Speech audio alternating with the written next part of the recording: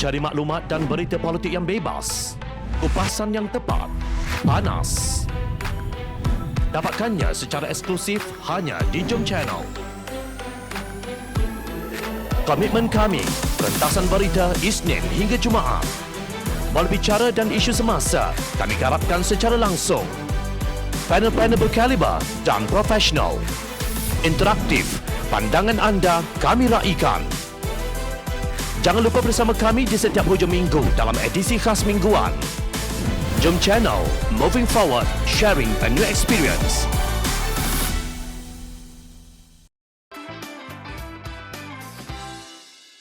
Entah ke mana perginya wang royalti negeri Kelantan.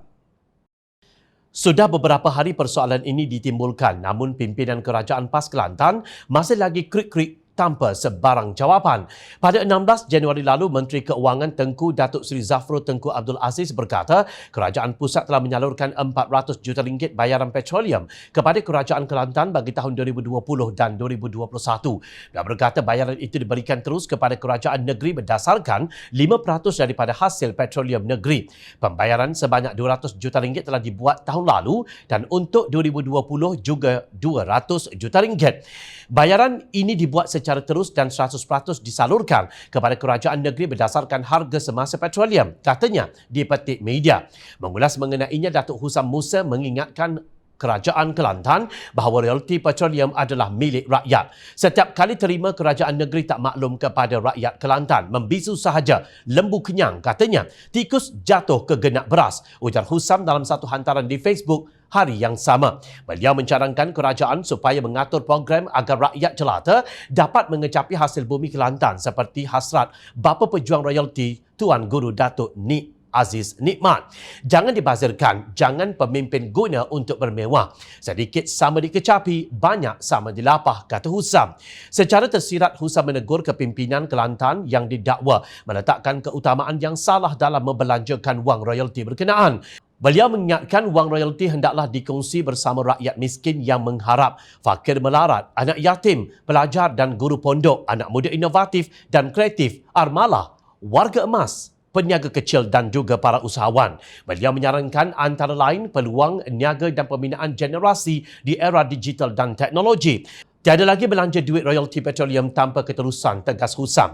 Cadangan Husam itu dikecam oleh Ketua Dewan Pemuda PAS Negeri Kelantan Muhammad Kamal Muhammad yang memetik kenyataan Pejabat Menteri Besar Kelantan 17 Januari 2021 bahawa kerajaan negeri sehingga kini masih lagi dalam proses rundingan dengan Kerajaan Persekutuan berkaitan pembayaran royalti petroleum daripada Kerajaan Persekutuan kepada Kelantan. PAS menganggap dana tersebut ialah wang ihsan, bukan royalti minyak. Dewan Pemuda PAS Negeri Kelantan optimis terhadap rundingan yang masih berlangsung dan tidak timbul langsung cubaan pihak kerajaan untuk menyembunyikan pemberian wang ihsan tersebut, memandangkan ianya jelas dimasukkan dalam belanjawan. Justru pihak-pihak termasuk Husam yang cuba memanipulasi isu ini dengan telunjuk lurus kelingking berkait diharap tidak menggunakan isu royalti sebagai bahan si tikus membaiki labu. Sudahlah tidak membantu rundingan, merosakkan pula usaha sedang dilakukan untuk rakyat Kelantan, katanya dalam satu kenyataan 19 Januari lalu. Sementara itu, Ketua Pemuda Amanah Kelantan Hazmi Hassan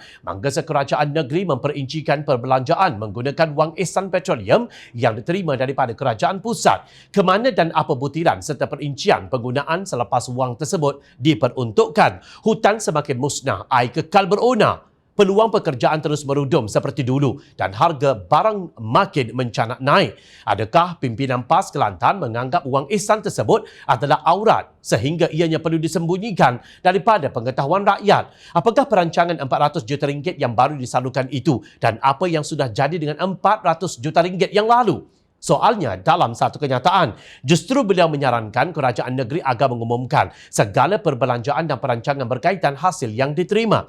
Katanya wang tersebut mestilah digunakan untuk menambah baik infrastruktur dan membantu golongan muda dan peniaga yang terkesan pasca Perintah Kawalan Pergerakan PKP. 800 juta ringgit itu juga adalah hasil perjuangan rakyat Kelantan dan tidak adil apabila kerajaan negeri dapat peruntukan tersebut tetapi suara dan pendapat rakyat yang bersama berjuang dalam hal ini diketepikan, tegas Hazmi.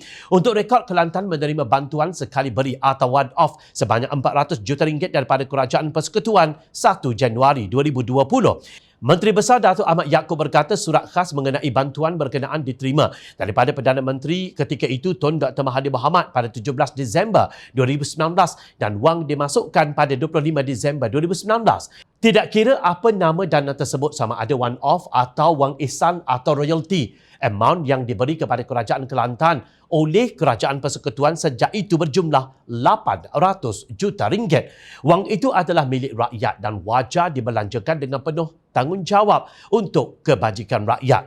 Justru persoalan yang dibangkitkan oleh Husam yang menuntut ketelusan adalah munasabah. Hakikatnya perjuangan untuk mendapatkan wang royalti turut diterajui oleh kumpulan yang diketuai pemimpin yang diumpamakan sebagai si tikus oleh Ketua Dewan Pemuda PAS Kelantan. Jasa mereka dikesampingkan oleh Kerajaan Kelantan hanya kerana perbezaan fikrah politik. Demikian apabila dendam dan kebencian menjadikan pemimpin pekak terhadap saranan yang baik dan buta terhadap derita rakyat marhain, lalu asyik melayan nafsu kuasa yang membawa mereka semakin jauh ke gaung kemungkaran.